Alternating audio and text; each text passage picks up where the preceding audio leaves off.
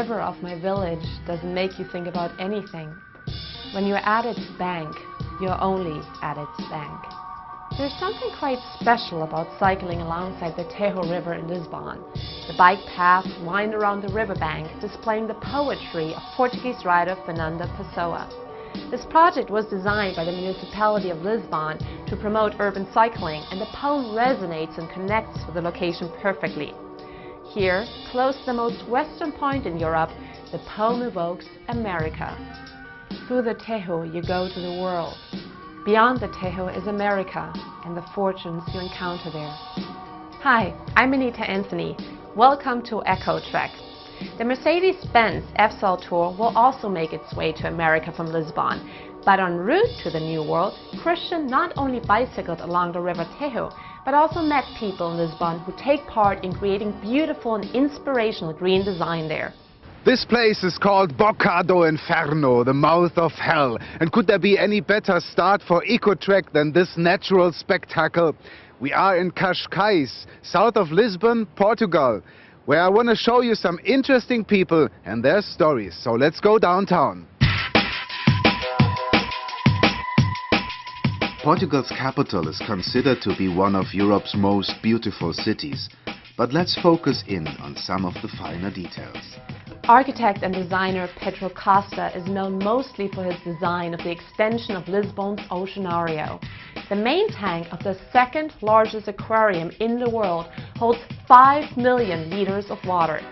But Pedro Costa also designed a truly inspirational and intricate installation in Lisbon. But before we join Christian and Pedro Costa, let's have a look at the Mercedes-Benz F-Cell wall drive. The Mercedes-Benz F-Cell Tour is now moving on to another continent after crossing Europe and driving more than 3,700 kilometers or 2,300 miles emission-free. The B-Class F-Cell wall drive has completed its first leg on its ride around the world. Now, the cars, and even more importantly, all the equipment, including a mobile filling station, have to be packed up and loaded onto a plane for the crossing over the Atlantic. Let's turn to Christian and architect and designer Pedro Costa, who designed an intricate installation within Lisbon's low bar. The glue-free cardboard creation acts as a seating unit, a shelving unit, and is a remarkable piece of art.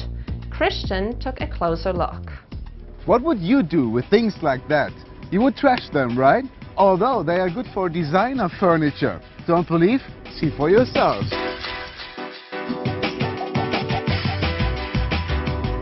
Pedro Costa's tables and stools made out of ordinary cardboard can be bought by everyone. I meet him in Fabrico Infinito, run by his friend Marcela. Marcela creates chandeliers out of discarded broken objects, and the motto of her shop is sustainability. The majority of the artwork here is made out of recycled materials. Shoes out of cork, furniture out of wood from the trash, a bench out of steel and plastic bottles. Marcela could probably make more money in her profession as a graphic designer, but as she says, the fight for a more eco-friendly society has always been in my genes.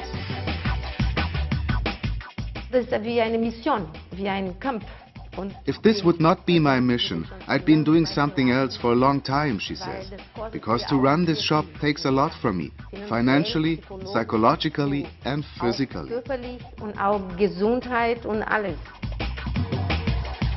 As the low bar in Lisbon shows, Pedro Costa's cardboard furniture is not a useless gimmick, but all-day proof.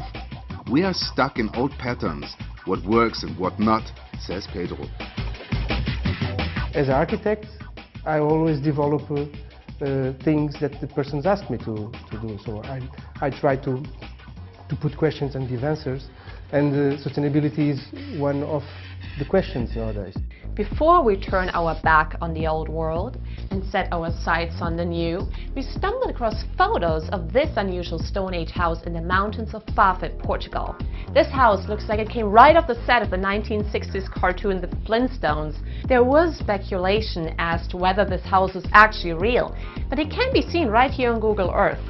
The front door, windows and rusty-looking roof and chimney sit angled on a hill and are wedged between 4 large craggy boulders. The Taverner's interior is candle-lit and made with simple natural materials, including log and stone furniture, while large windmills spin nearby. An eco-friendly getaway where Wilma and Fred would fit right in when we can imagine recharging your batteries before heading off to the new world. In the meantime, our world drive has made it over the Atlantic. We are in Miami, Florida, where we meet a designer who creates breathtaking fashion out of recycled material only. More on that next week on Ecotrek.